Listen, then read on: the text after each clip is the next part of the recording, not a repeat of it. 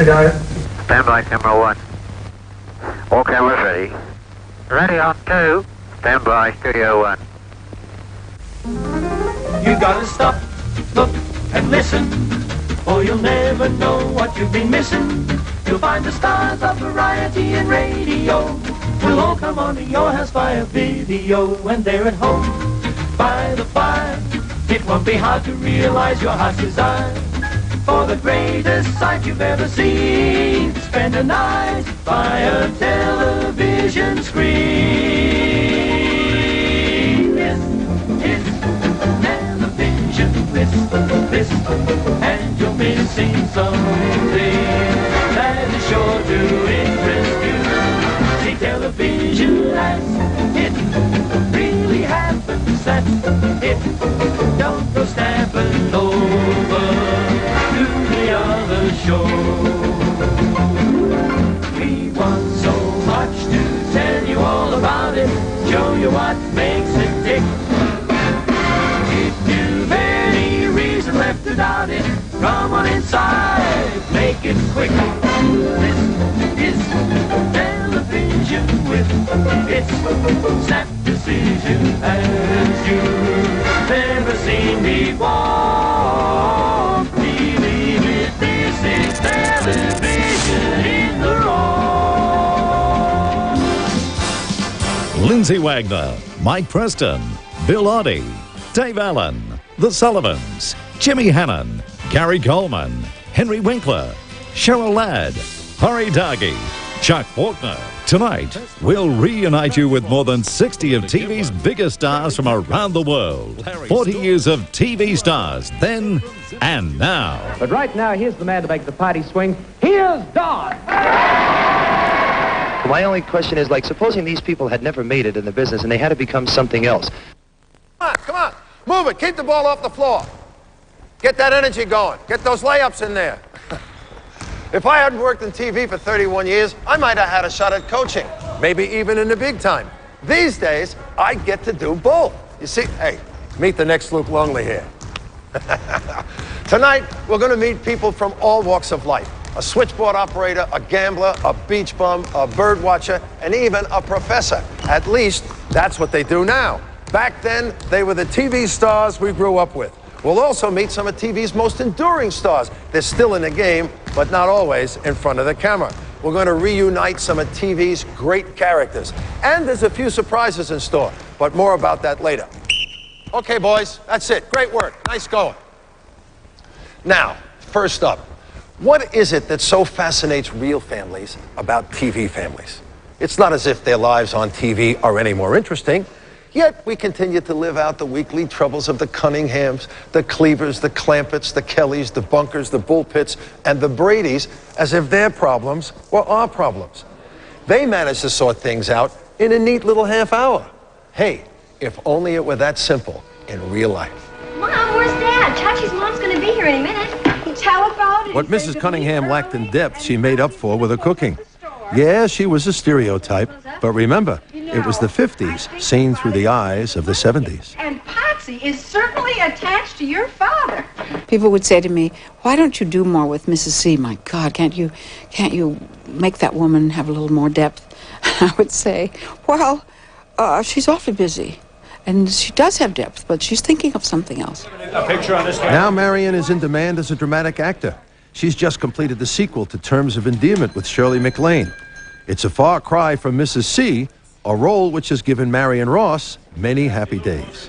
Even at home, here in the States, when I need something, I call a workman, and I'll say, or for city problem, something, I'll say, did you ever watch Happy Days when you were a boy? Yes. I said, well, I'm Mrs. C. Oh, you are? Instantly now. I'm going to get what I want, right? I can get a long way on that. All right, you can come out now. Family Affair pitted Brian Keith and Sebastian Cabot against. Survived detox and married 2 more times, once to a porn star. No, it's not the plot to a bad soap opera. It's the remarkable life of Lisa Loring. Now she's a mother of 2, between jobs and living in Los Angeles. I never really had a childhood. I wasn't allowed to be a child. I had to be an adult all the time. Way back when, she was the youngest member of TV's Strangest Family. Nice. Can I play autopsy with it? Lisa played Wednesday Addams until she was 8 years old. She spent the next part of her childhood trying to live it down.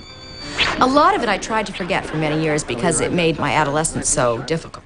I went into junior high and, oh, you were the one who was Wednesday. And I said, no, I wasn't. That wasn't me. And I'd get, very angry about it because it makes you singled out. Only 8 years after she left her TV family, Lisa started one of her own. I chose to give my career many times over the years for a family and children. Today, Lisa is trying to relaunch her acting career. I never wanted to be a star. Notice I get nervous when I say that because people have considered me that when I was a child for many years. But I would say more a celebrity in ways, and I don't even like that title at all. Graham Kennedy came through that door. We know, Mum. We read the sign on the lawn. G'day, Grumble Bum. Quiet, Wog. I'm trying to read Mandrake. Ted Bullpitt's family were Australia's version of the Garnets and the Bunkers. Probably some of the jokes would seem very racist, or I think we're a bit more being politically correct now. We've caught that from the Americans, and we'd be very wary of some of the things. Our own little budgie. It's black. It's a black budgie, Mr. Smarty Dago. When the series ended, the cast continued working in Australia. All but one, that is. I haven't exactly kept my hand in, but I've kept, say, to the top joint of one little finger anyway. I've done a West End play and I've done an arty film for Channel 4. Today, Laurel McGowan lives in London with her husband Adam and 3-year-old son Jack. And she still gets an occasional royalty from Kingswood Country. I did get a cheque from Zimbabwe once, so it went there, and I think it was shown in New Zealand. One of television's most popular families didn't even have a mum. It had a granny, a couple of cousins, several hundred critters, some oil wells, and as the song goes, a man named Jed. A Beverly Hillbilly.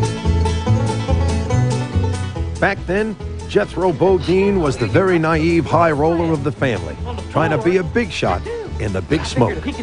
Now, nothing much has changed. Jethro is in reality Max Baird Jr.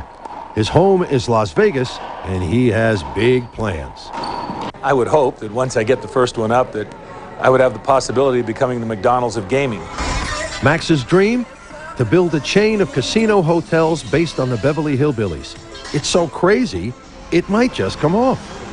It would look like the Beverly Hillbilly mansion, would have a giant oil derrick out in front that would explode with fire and lights.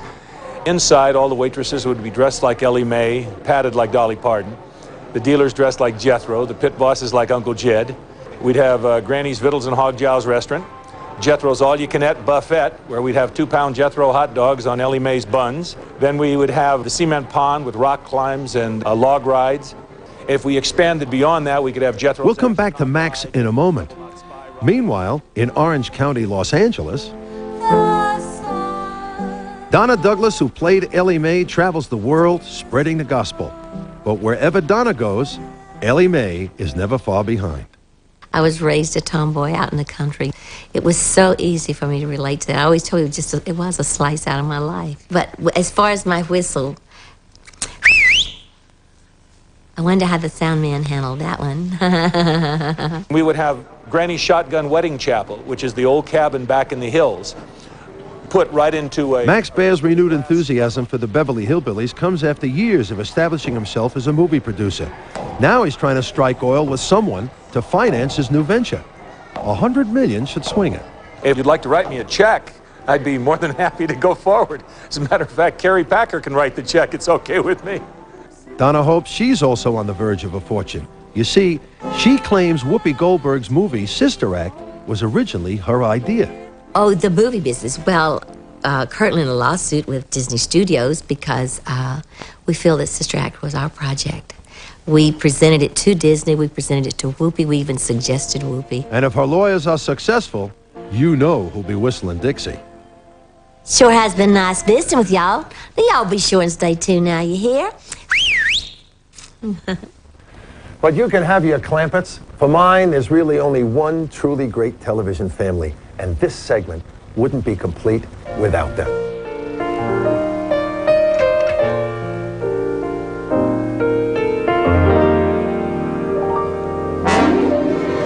Okay, you guys, that's enough of that. Come over here for a drink.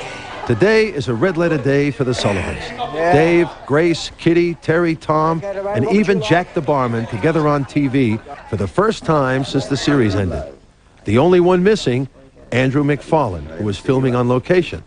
But then, John Sullivan was always going missing. I'll hit you with something now that you haven't probably thought of. Do you realise this 20th September in 1996 we're 20 years old? I figured once when I left the show, I'd actually spend a quarter of my life up to that point working on myself. I remember when Mel first walked into the set as a fabulous young captain, and I took one look at him, and I rushed up to Alan Hardy and said, "Kitty's found her husband." That one, I want that one. And unfortunately, he was now. Yes, he was booked for Gallipoli. Picking a favorite scene from more than 500 hours of drama is not easy. But for the cast, there are a few standouts. Tom going to war. Yeah, that was a milestone. And coming home drunk and me putting you to bed and then have to square off with your mother.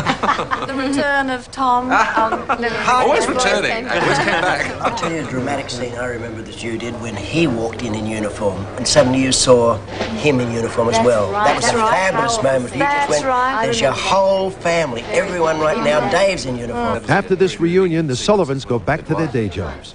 Paul Cronin does voiceover work and writes. Lorraine Bailey works in theater and does TV commercials. And we're bigger than Texas. Richard Morgan runs a company that sells computers. Stephen Tandy directs. Reg Gorman is never far from the stage. And Susan Hannaford exports a fashion range to the United States. So the next 40 years of television. Oh, what a thought. Now Lee Merriweather's singing up a storm. Down to your toes. But in one of her previous lives, she was perfectly wicked. Name is Eraser. He's the best guy in the game. He is the federal agent. Get down! The government can't control. You're alive. I'll keep you that way. Trust me. Arnold Schwarzenegger. Eraser. Poured into a catsuit to play Batman's feline foe. I couldn't think of her as evil. She was having fun, and she didn't kill anybody. Not really. I mean, disintegrating a few people here and there. They were all brought back anyway. TV troublemakers, the characters we love to hate. Mostly because they seem to have more fun than we do. I mean, let's face it, would you rather be Richie Cunningham or J.R. Ewing? Almost every show has its resident villain. But for all their devilish deeds, away from the set, they're really quite a nice bunch, once you get to know them. Good morning, Nurse Adams. Don't you ever sleep, sister? I wouldn't, if all my nurses lived it up the way you do. Have you any complaints about my work? No, nurse, only your morals. She was a bitch, but it was for a good reason. She would never let her nurses do anything that wasn't proper, and she kept the whole hospital in line. She ran that hospital. Cornelia Francis breathed venom into Sister Scott, and the audience loved it.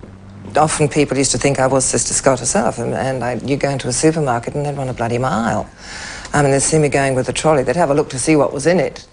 But then they'd suddenly say, "Oh, that terrible woman." And then you give a lovely smile and say, "Hi, how are you?" And they, "Oh, you're human, you're nice."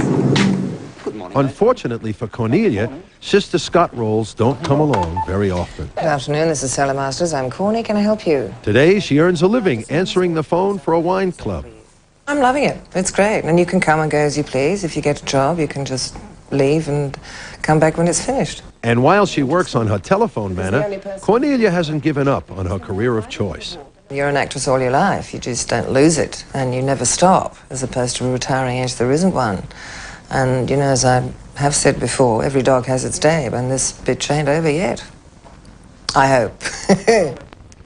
There are bad guys, and then there are troublemakers, and then there are those you just want to take... I mean, take Frank Burns, please. Are those gurney tables? Right. And those are surgical masks.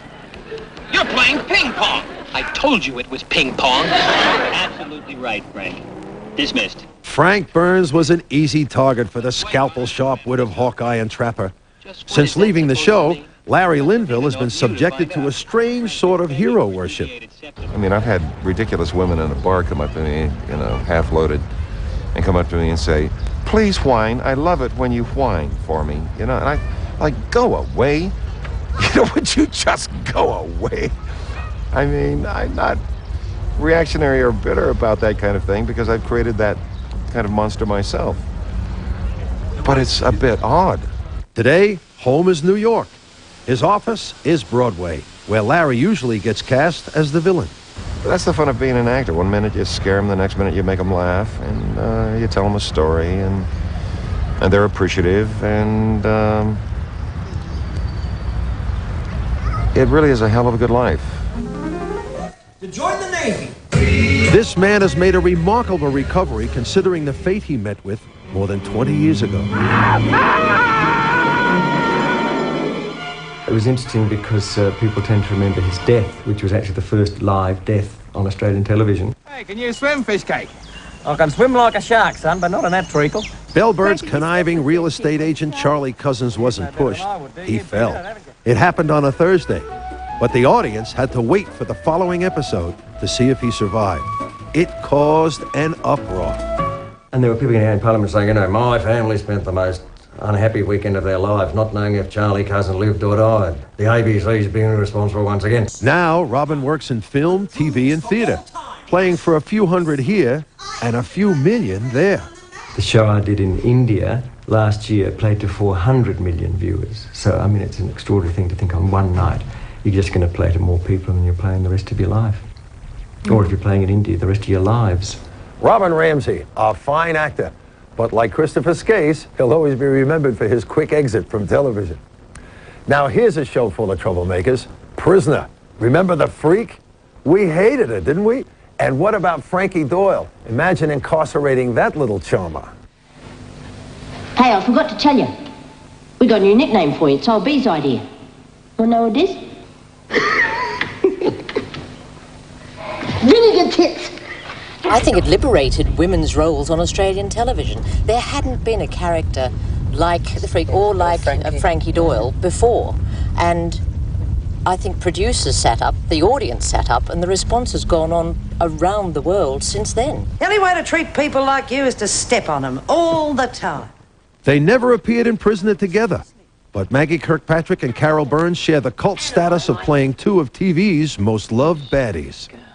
I've had proposals of marriage from both sexes. So I haven't. From either. Today, both Carol and Maggie are stars of the stage, based in London.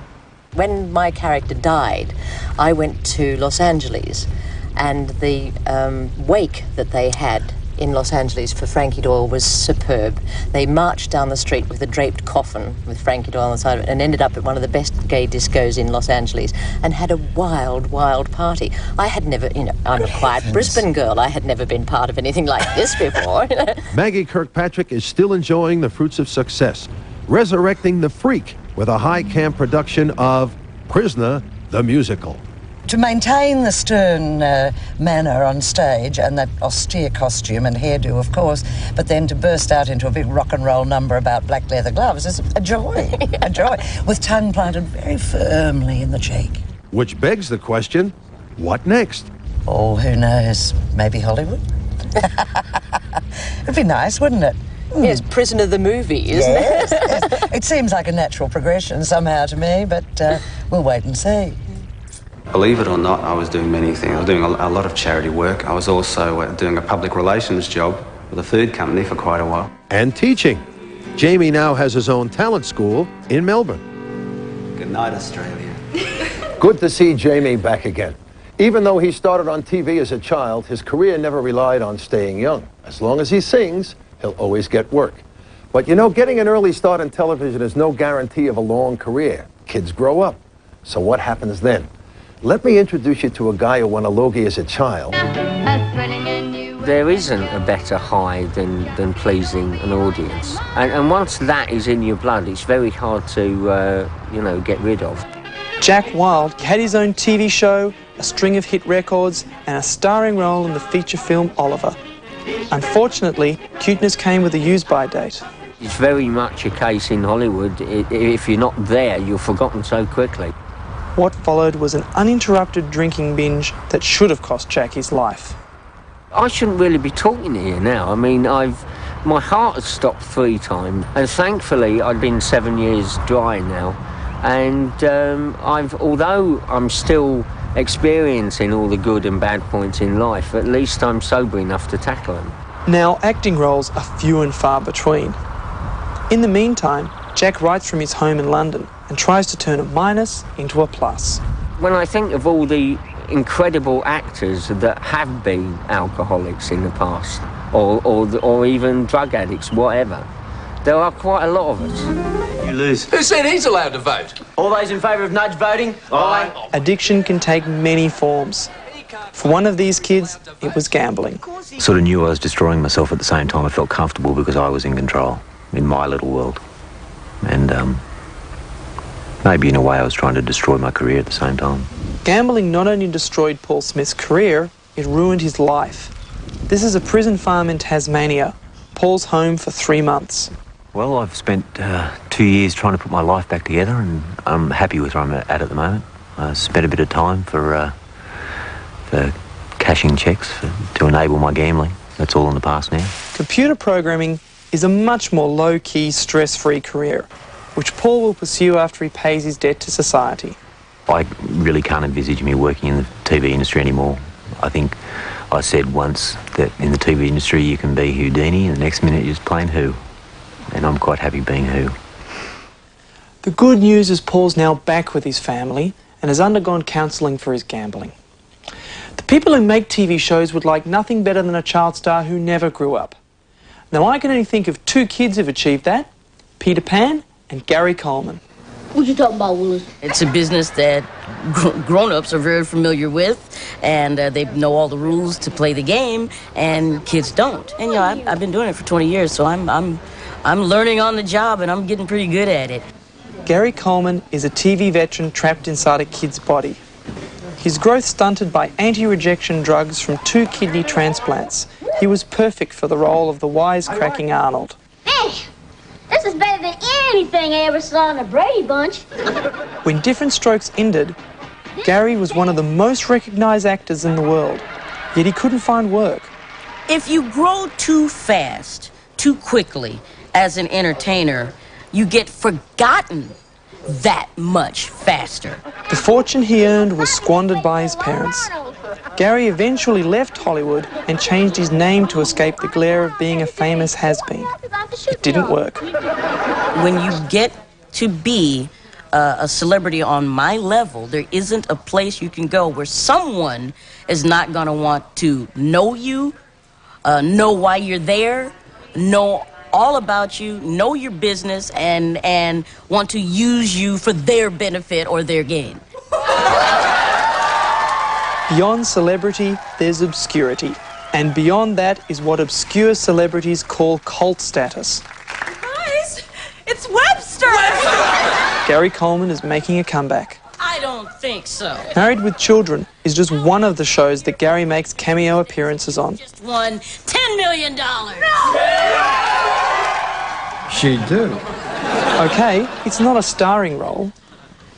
Al, wait a minute. But it's a living. Now today, you'd never mistake Gary Coleman in a crowd. That's part of his problem. But you could pass this next star in the street 100 times and not know who he is. Yet his show was probably seen by more people than Different Strokes. When it ended, he never acted again.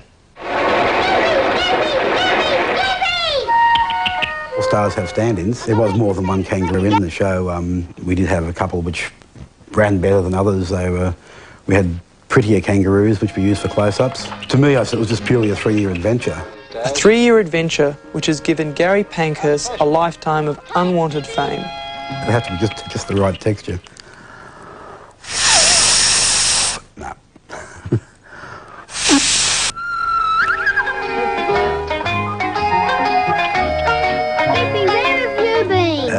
It's the same as if you're a captain of your football team at school. I mean, you don't go through life, reliving the fact that you've done something which people seem as being sort of out of the ordinary. Gary spent 16 years in the hotel industry. His home is now the Gold Coast, where his career has taken a bizarre turn. Now I'm basically getting involved in a bit of export of Australian products, and funnily enough, one of them is kangaroo meat, which we're sending overseas. A bit of sort of Sonny's revenge, I suppose, for all the years with putting up with Skippy. Geez, that's a bit rough. Selling off your best mate? Whatever happened to loyalty? Now there's one more child star tale to tell. Mine. It all started when I kicked a soccer ball around the playground. Unfortunately, I had a little fall, and it hurt. He's all grown up now, isn't he? Well, it was 21 years ago. Bo Cox was the Band-Aid boy who whimpered his way into our hearts. Bo Cox. In 1978, Bo became our youngest Logie winner for his performance in Young Ramsey. For the 6-year-old, it was the perfect time to set some serious business straight. When I made the acceptance speech, I was quite worried that the kids at school would believe that I was a crybaby and all that, and I cried all the time. So I did have to tell them that it wasn't true. I didn't cry. They just threw a bucket of water over me before every take. Did you really cry? No. He was the hottest kid on the block, and as an interview guest, he was one of my all-time favorites. You worry about guest appearances? No. No? I was playing a 5-year-old boy with a lot of problems. Bo turned his back on acting in his early teens. He went to university and today has taken a gamble on a new career. Well, I'm working for the Cairns Casino. I'm an electronic gaming processor. I really have grown up. I've got children of my own, Sean, who's just about the age that I was when I started. Geez, he's much better looking than I was. She was washed up on Cocoa Beach, but it was the start of a magical career. How about those sandwiches? The most interesting thing about my genie bottle that very few people know is that it was a whiskey bottle. It was the Christmas Jim Beam bottle in 1964 or 5. Now, Barbara Eden performs in nightclubs in America and markets the all-new Genie doll. All yours for just $1,000 US. Genie was a superhero in her own bumbling way. But the trouble with being a superhero is that one minute you're leaping tall buildings in a single bound, and the next you can't even jump a dole queue. However, these next superheroes were a little bit more fortunate. Now, I still wear the costume, but only on 2 occasions each year.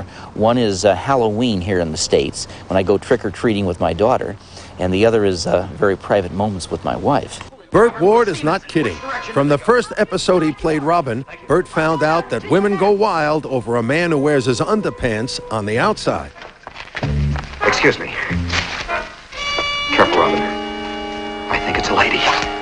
I was a naive kid, and I came into Batman. I met Adam West, who immediately introduced me to the wildest sexual debauchery you can imagine. I mean, within a few months, we were like 2 hungry sharks in a world of unlimited halibut. The sexual conquests of the dynamic duo are the subject of Burt Ward's new book, Boy Wonder, My Life in Tights. The pantyhose python was poised to strike, while his junior partner watched and learned.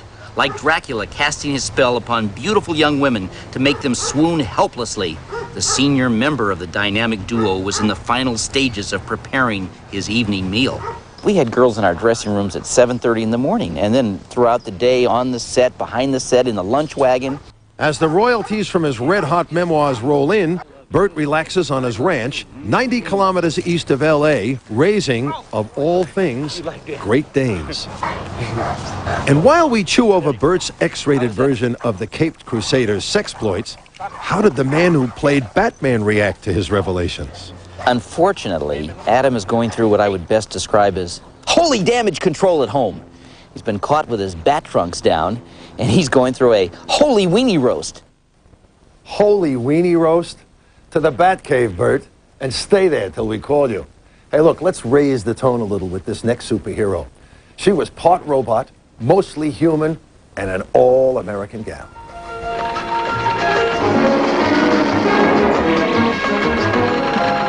The makers of the Bionic Woman took an attractive school teacher, dropped her out of an airplane, then rebuilt her into a 70s-style superhero. I'm one of the few people I know who've been resurrected on national television. Yes. They even threw in a bionic dog as a running mate. The series made Lindsay Wagner a star.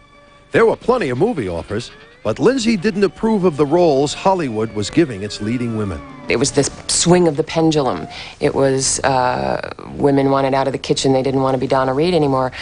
And so the movie's answer to that was fine. Take off your clothes, we'll rape you, we'll beat you, and we'll throw you out the window naked. So Lindsay made TV movies, lots of them.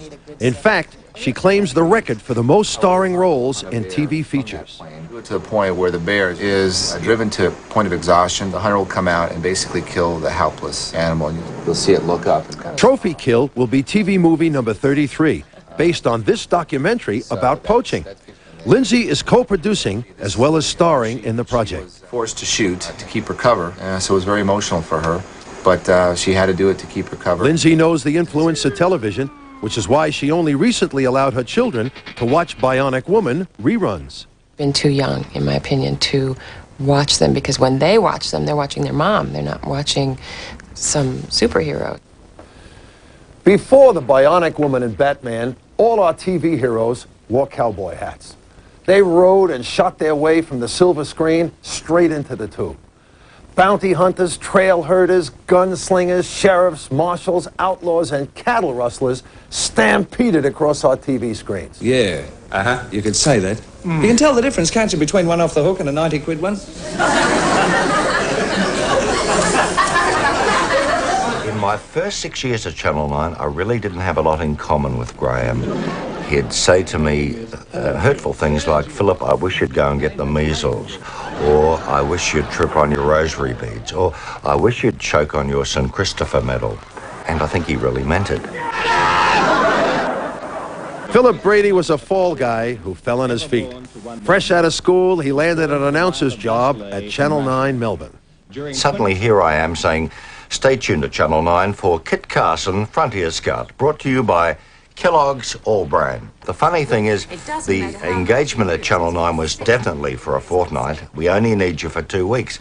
But the people who employed me forgot that, and I stayed for 13 years. Today, that smooth voice is heard across the Victorian airwaves. It's a wonderful evening here at 3AW, and are we going to have some fun? Should be quite a show for you tonight, folks. Skies are gonna clear up, put on a happy face. Mike Preston was one of the most versatile TV stars of the 60s and 70s, a true showbiz Superman. I jumped off ships. I was attacked by guard dogs. I went to the commando class, you know, and was attacked by commandos. I wrestled. Now, Billy Robinson, I've said But Mike had more variety than a variety show could hold and crossed over to drama. When I was doing Homicide, and we were shooting a scene in the road in Melbourne, and suddenly a motorcyclist collided with a car. And he came skidding down the road on his back, this motorcyclist. This is the truth, true story. He came skidding down and he landed. Right at our feet, there was Len Teal, who's now gone, of course, George Malaby and myself, and he skidded to a stop and he looked up and he saw the confusion. He just had an accident, right? He saw 3 cops. He said, "Christ, that was quick." Now in Los Angeles, Mike's still in demand for film and TV roles, but he has an interesting sideline, a business idea that came from years of being chauffeured around town. And I thought, well, why can't I have the limo and I get paid for taking the actors, right? So I started off with one limousine and one Lincoln. These are all Lincoln cars, they're the best. A Lincoln sedan and a Lincoln Stretch, which is what we're on now. And I built up to 6 cars. So good that you'll be glad you decided to smile. As Mike's limo drives off into the sunset, his career is still dawning. Hey, I'm a poet.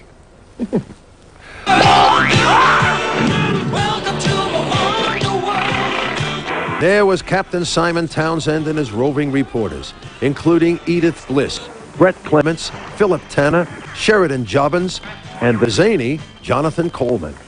It's a reunion complete with Simon's scrapbooks that sparked many memories. Do you remember this one? Wonderworld cameraman injured at Birdman Rally in Adelaide. And that produced the best fan letter we ever had from a kid who said, "I saw that cameraman had got injured. I'm enclosing from my pocket money $1 towards the cost of your new camera and repairing him." Remember that? Yeah. Today is a double celebration. 40 years of TV and 40 years of Jonathan Coleman, who said they'd never make it. Oh, that's lovely. I hope it's low-cal. 40 years. Birthday boy Jonathan Coleman is doing very well as a radio announcer in London. Sheridan Jobbins is a successful filmmaker. For Edith Bliss, looking after young Harrison is a full-time job. Philip Tanner and Brett Clements call themselves a couple of cowboys, exporting video games to the world. Simon Townsend's developing board games. And then there's the member of the team that can't be with them today. Hey, whatever happened to Woodrow? That's what everyone... Woodrow died. He made front page in 4 cities. Please remember. Yep. The world really is wonderful. Bye. Television screen. Hi, Toad. Be with him just a moment. Okay. My God, Craig! You little bugger, and here's me without a gun, too. Together again, Hunter and his nemesis Crag. But for the men who played them, Tony Ward and Gerard Kennedy, it's been 25 years since their paths have crossed. Well, great to see you. Yes, you too.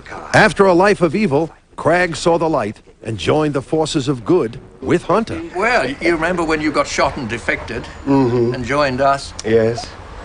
I never trusted you. No. Never no. trusted you for a minute. So I volunteered to get underneath this dead shark, which is still quite warm, to make it move for camera. And I was underneath it. And there were these huge jaws right in my face. It felt awful. I didn't know that. Yes. I was the animator. Back on dry land, Tony now owns an antique print and map gallery. Gerard is still in the game, but these days on the big screen. If you're in there all the time, where am I going to sleep? We might do a revival at some stage. Then or otherwise. Well, the question is, what side would you be on? Exactly. Crag wasn't the only one who mended his wicked ways. This next baddie fired more shots than any criminal in the history of homicide. But he ended up becoming one of the show's most loved crime fighters.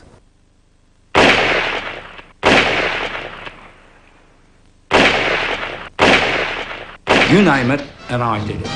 Robbed, pillaged, whatever. And even the police believe it. You know, when I changed into the detective, they thought it was marvellous. I didn't get a speeding ticket for the next 10 years. And that's a true story. Playing Detective Patterson put Norman Yem on the right side of the law and made him a household face. If only the fans could get the name right. He said, "Aren't you one of the detectives on Homicide?" I said, "Yeah, that's right." And he said, "Well, look, that's my favourite show." I said, "Oh, thanks very much." My ego, you see. "Thanks very much." He said, "Here, can I shake your hand?" I said, "Certainly." So I shook his hand and he said, "I can't wait until I get home and tell my wife I've met Leonard Teal at last." These days, life's quite a balancing act for Norman. Sweet mystery of life, at last I found thee. At the moment, I'm rehearsing this play for the Best of Gilbert and Sullivan. In this show, I've got to ride a unicycle. I'm more on the floor than off it. But I will conquer it. Isn't there a law against that? Now, despite what they made you believe, Russell Street was by no means the crime capital of the world. Thousands of kilometers away, the boys on Hollywood's Sunset Strip also had some bad guys to bust.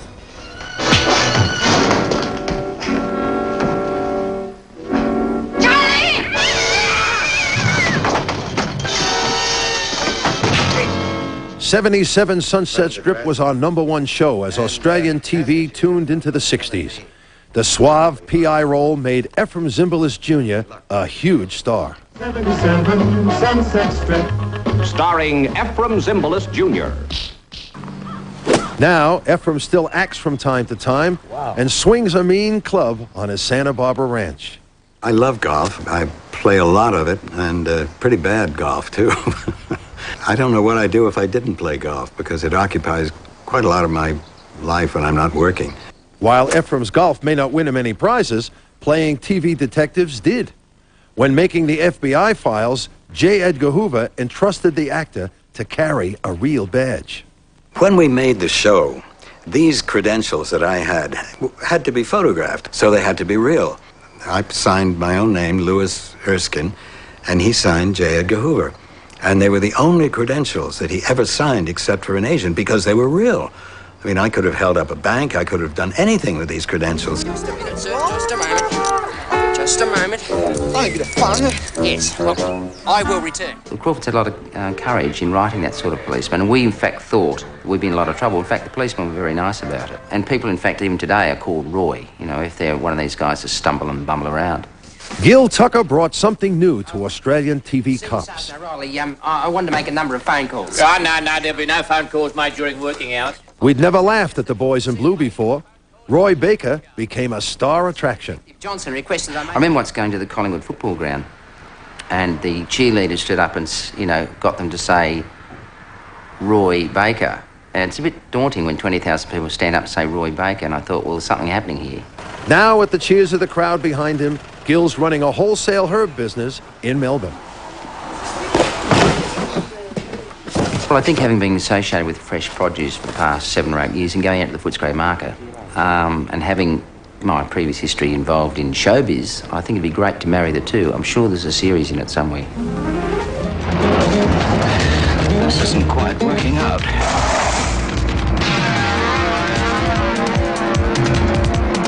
He did the unthinkable by beating the Americans at their own game. As the equalizer, Edward Woodward was voted TV's sexiest cop. Now it's working out. Don Johnson came second to me as the most sexy man on television. And, see? Her ladyship. This is exactly what she did when she read it. It's mine, I got it. How can you be the sexiest man on television when you snore all night? Yeah. You can't be the sexiest And I was of a man. certain age, you know, and it was just there's no need to give, you know, the whole of Australia, come on, do me a favour, you know. No, he's a very sexy person. Her ladyship is none other than Michelle Dautrice, who you may recognize from a past TV partnership. It's just that sometimes when I look at you, I get so depressed. Today, the only thing that drags this famous couple away from their English Eden in Cornwall is work. And sometimes they get to share the stage as well. I remember when we did Rich III together, I didn't enjoy living with Rich III. No, That was not a pretty sight. Difficult to go to bed with this man with this giant hump on the back. But you were hell. You were hell. We sometimes keep horses inside. Away from the stage, there's still a double act, and one that very rarely plays to the public. You're supposed to come under here and do a tiddle. This is puppy training. We're actually sitting in teeming rain, which we wouldn't do for a lot of people, would we? No, not a lot. Trying to look as though it's we'd only lovely do it for you. Warm. We're No, actually it's not. getting double pneumonia It's here, fine but English rain. Fine English Fine rain. English rain. And he's attacking that eye. He's punching away at that eye, the injured one. Years before the Gladiators hulked into being, guys like Mario Milano worked up a real sweat on screen. I'll tell you a little bit about myself later in the show. First, someone who became so famous playing just one role that he almost cast himself out of television altogether. But as you're about to find out, he found a whole new audience in a very different field.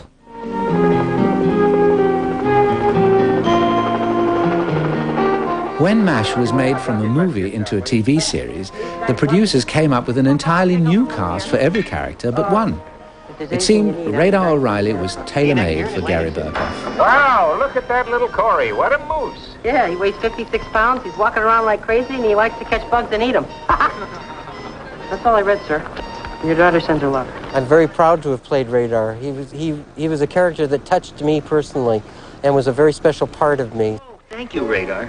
When I die, I'm willing you my height. After leaving the series, Gary struggled to find good roles. Casting directors couldn't see past the little guy in army fatigues and glasses. But I wasn't Radar O'Reilly. I was Gary Burghoff, actor who had worked almost 20 years to get to that point where I could be given a chance to create good characters. And I didn't want people to think of me only as Radar, even though I loved him dearly. And so it was a very difficult period for me during that time. Gary found another way to express his talents. A self-taught painter, he was inspired by the fauna of Northern California.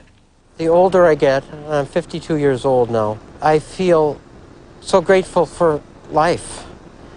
And when I look into the eye of an animal, and I have an eye-to-eye contact with that animal, I see the spark of life. I mean, God is alive all around us. It's a miracle. Most actors spend a lifetime trying to achieve just 15 minutes of fame.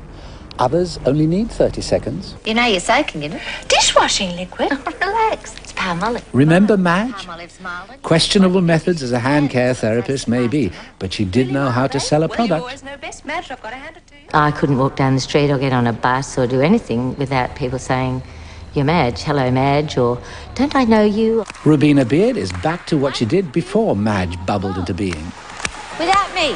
1, 2. Once a week, she gives dance lessons in Sydney's south, dividing the rest of her time between dance committees and her theatre consultancy. I absolutely love little children and I love to teach them and to watch them grow, and I go from 5, 6-year-olds up to teenagers, and I get to know them as people and watch them grow up. For these young starlets, she's like a goddess. To their mums and dads, she'll always be Madge. Madge enabled me to do a whole lot of things in my life that I wouldn't have been able to do at other times.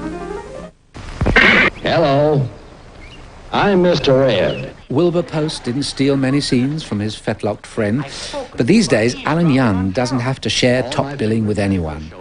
Alan does character voiceovers in Los Angeles. I'm type 2. I'm a Scrooge McDuck, the richest duck in the world. Giving voice to a duck is easy compared to what the producers did to make Mr. Ed talk. We used whips. We put bamboo shoots under his hoofs. The trainer, Lester Hilton, was brilliant.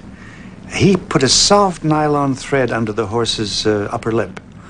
A little bit like children get peanut butter under their lip, and he tried to get rid of it. But he would do it on cue. The second year, we couldn't shut him up. As soon as I stopped talking, his lips began to move. That's what I like about you, Ed. You're a thinking horse. And I don't even smoke. The rest, as they say, is history, which Alan Young has just recorded in his autobiography. I tell a lot of stories on Ed. Some might be kind of spicy. He worked nude, you know. Dare I say that straight from the horse's mouth? Here's something you may not know. Mr. Ed was originally financed by George Burns. It was at first called Mr. Ed and Wilbur Pope, but they decided to change the Pope to Post because they didn't want to offend the Vatican. It's a true story. Hogan, airplane engines don't have a habit of walking away by themselves. Hogan's Heroes was full of scene stealers, including the very flappable Colonel Klink. Now, where exactly was the engine when it got mislaid? Where was it? Where any engine is supposed to be, right here in the plane, that's where... At its peak, Hogan's Heroes was seen in 45 countries, and Germany wasn't one of them. But it is being played there now, somebody tells me. I think they've finally gotten wise to the idea that they could laugh about themselves a little bit too, you know. That's very hard for Germans to do. They tend to be a little square, if you know what I mean. And Werner Klemperer should know. Born in Germany, he migrated to the United States before World War II. When Hogan's Heroes finished, Werner worked on the stage for many years and behind the scenes for Actors Equity. Today he works in Equity's New York office. Now there's another string to the Klemperer bow. I narrate with major and minor symphony orchestras all over the United States, and that's a whole field all of its own, and it's very fascinating. Before the Second World War came the Great War, the perfect backdrop to a drama about the English class system. Perhaps 1917's going to be a bit better all round than 1916. Let's hope so, anyhow. Initially, we wrote downstairs, and we only wrote about the servants, but they've got to serve somebody, so it became downstairs, upstairs, and then upstairs, downstairs. Co-creating the series allowed Jean Marsh to choose the role she played. The producers wanted her to be the lady of the house, but instead, Jean wanted to play the Cockney maid Rose. Pen and brush on the stairs. Yes, I am, Rose. First of all, they said, well, you don't look like a maid, which drove me crazy, you know, because what does a maid look like? It's so stupid. They said, you've got good bone structure. As if, you know, the upper class have the exclusive use of cheekbones. Today, Jean is still creating. House of Eliot was a recent success, and now she's either writing novels by hand in London or rehearsing for a movie mystery. Whatever I'm doing, I want to do the other thing. At the moment, I've been writing so much that I'm longing to do the Agatha Christie film. It seems as if it's going to be a holiday, But then, of course, when I'm doing that and the hours are prescribed, then I want to go back to writing when nobody knows if I'm working or not. The lovely Jean Marsh, who together with her sister Yvonne and Jean Simmons were the star pupils at a London drama school that I attended when I was about 16. I still live in London, a busy life, just finished at the National Theatre, now doing a lot of radio and television work, particularly in documentaries. In fact, I've just played Albert Einstein, which is a far cry from this little chap. You're a waste of space. Oh! He was very good character. He's got the license of the court jester. Oh, so sorry, Mr. Andrew Sachs stole many a scene in Fawlty Towers, playing Basil's pet Spaniard, Manuel. Working with John Cleese required very thick skin and a thicker skull. I complained to him once. I said, John, do you actually have to hit me quite so hard? Because you're nice in rehearsal, but really on the take, and it's a bit much. He said, Andrew, what are you complaining about? It's not a long run in the West End. It's just once. Pull yourself together. So that's all the charity I got out of him. So I complained, but he forgave me. We found Andrew on holidays with his family in the south of England. Being cast so far from type has allowed Andrew to continue his acting career out of the shadow of Manuel. Take away the mustache, and Barcelona's most famous ambassador is just a face in the crowd. I remember one occasion I was in the local train at the height of the popularity of Fawlty Towers, and there were two girls opposite me, and one was describing the previous night's episode of Fawlty Towers, and they were looking straight at me. They didn't know who I was. That's the way I like it. Quite a character, isn't he? All right, coming up, the last laugh with some of our funniest stars. The men and women who did it all first, TV's trailblazers. But before that, dreams come true with our sexiest pinup. Put it down, nice and slow. We took such flack in a way for the show being sort of tits and ass and titillating and everything, but if you sit and you watch the show, we were like Girl Scouts. What is it, Charlie? Cheryl Ladd replaced Farrah Fawcett as Angel Chris Monroe. She quickly realized that a bikini was more important than a police badge. Not in the fight for justice, but in producer Aaron Spelling's fight for ratings. One of the big battles, I went in and I said, look, Aaron, I know that part of the reason you hired me is you like the way I look in a bathing suit. That's fine, I understand. But could we be near water somehow, a swimming pool, on a boat at the beach? Somewhere where it would be appropriate to have a bathing suit on. While Charlie's Angels made Cheryl Ladd a household figure, she spent the past 15 years trying to cross back over the credibility gap with serious teledramas. Letting people know that I was something other than Chris Monroe. That I could do something other than say, freeze. Hello. Who's she? Am I supposed to know every good-looking woman in this hospital? Well, you usually make it your business to. I get to work with attractive women, so there'd be a lot of guys who'd be jealous. But I can assure you, of course, it's usually very clinical. And I know most actors say that, but it sort of spoils the image, doesn't it, saying it's clinical? Should really say, hey, you know, it really does happen. Nudge, nudge, wink, wink. Well, I know what I want. Eric Oldfield's bedside manner steamed up the young doctors in the 1970s. Today, he's using his healing hands on a landscape business on the New South Wales North Coast. A laid-back lifestyle with plenty of time to surf with his son.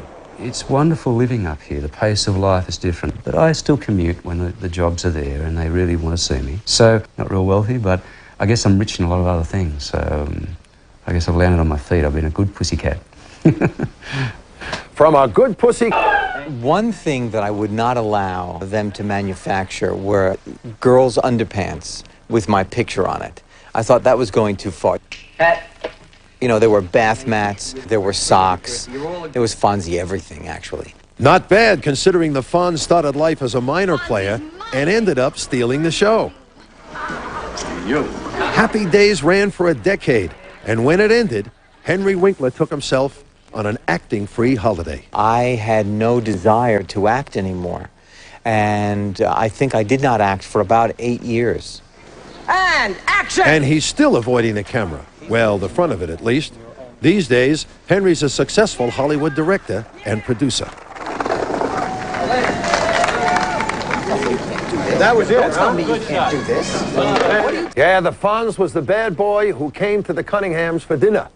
Now to a good girl who you'd like to invite to dinner. but you never wanted to cook it. Don't worry. I like it burnt. Liza Goddard was 18 when she played Skippy's lovable Clancy. Sharing the screen with heartthrob chopper pilot Tony Bonner made her the envy of every teenage girl. So it's a good thing they kept their real-life love affair a secret.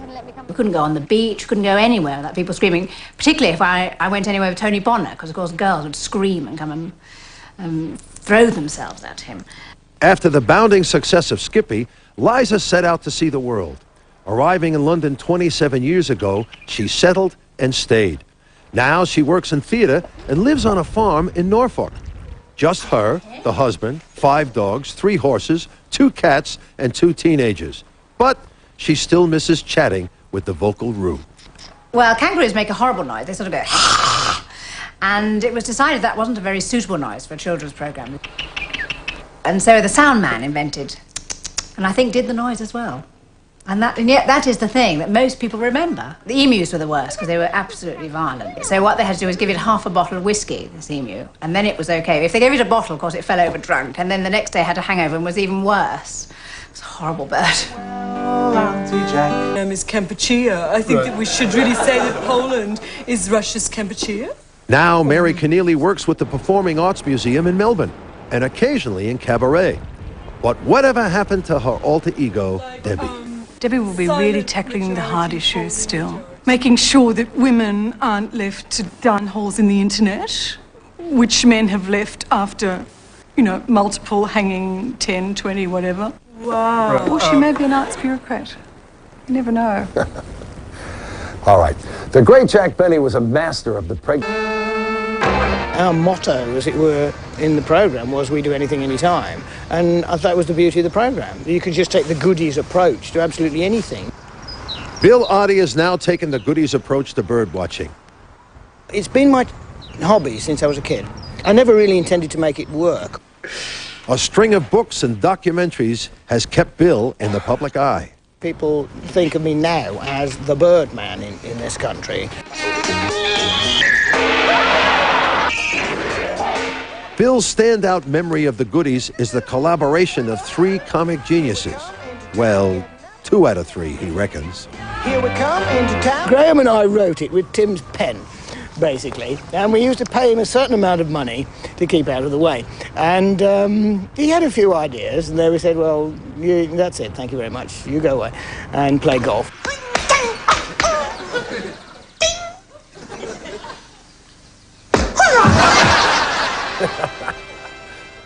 The only people funnier than the English are the Irish. And one of Ireland's best comics is Dave Allen.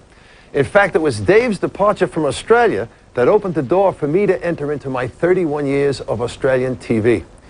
Dave Allen left a pretty big pair of shoes to fill. They loved him here. You see, he cut his teeth on Australian television.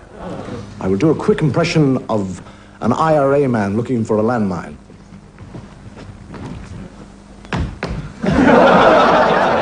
Dave Allen was plucked from the nightclubs of Sydney and thrown into the deep end of variety television. He learned to swim very, very quickly. It was loose and easy, and we were all babies. Nobody knew what we were doing. What worked in the clubs didn't always translate to family viewing during a live show. Dave came up with this quip to a studio producer. Why don't you just go down to the corner of the studio and masturbate? Now, there was a kind of stunned silence. It was like people didn't know the word for a second, and then suddenly went, oh yeah, that's what it is. And then there was an uproar. And a 12-month ban on Australian TV. It didn't matter. Dave was going home to England anyway for the next 2 years. Whenever he came here, Dave's irreverent sense of humor rubbed off on his studio crew. But Dave was not always in on the joke. There was always games going on. From the grid, they dropped onto me an enormous rubber snake. It's as close as I ever came to shitting myself. I mean, I went up about the 4-letter word came out, everything. I'm this kind of Irish procrastinator in many ways. I mean, when I'm working, I work very hard. When I'm not working, I don't want to have anything to do with work. And I drink tea, I paint, I read the newspapers, I go to the theater, listen to music, spend time with friends, eating, drinking, falling down, getting carried home. You know, it's no different to when I was in Australia. On the Buses was about as English as a comedy could get. So it still amazes Reg Varney that they cast an Australian as his Cockney mum. Chips never did anyone any good at all. Now, blimey, look, I can't survive on 2 sausages. No, all right, love, all right. You shall have one of Olive's yogurts. A yoghurt? Lovely Yes, speaking that's right. woman. She was a lovely woman, you know. Oh, you know. And when we wanted to say, oh, God, my feet are killing. Oh, Stan, help me off with these shoes. She was like, oh, God, my feet are killing me. And I said, no. No, she was wrongly cast. She didn't. She was too classy. But that wasn't Reg's only relationship to Australia. Audiences here loved it. No matter what airport I came into, Darwin, Perth, anywhere, you know, Melbourne, Sydney, and I came through the customer and say, hello, Reg, mate, how are you? You come home, have you? Oh, marvellous. Now 80, failing health has confined Reg to Stoke Fleming in England's south. He still makes it to the local for a pint, is still a dab hand as a painter, and still laughs when he remembers the time a little old lady mistook Stephen Lewis for a real bus inspector. What do you mean I can't get on the bus? It's a bus, isn't it? He said, yeah, well, of course it's a bus. She said, I'm getting on this bus. He said, we're filming. We're filming. And she gets on this bus, and he said, I'm sorry. And he gets, oh, she's got her umbrella, and she knocks the hell out of him. The English, of course, are famous for getting laughs out of men dressing up as ladies. But our own Dame Edna Everett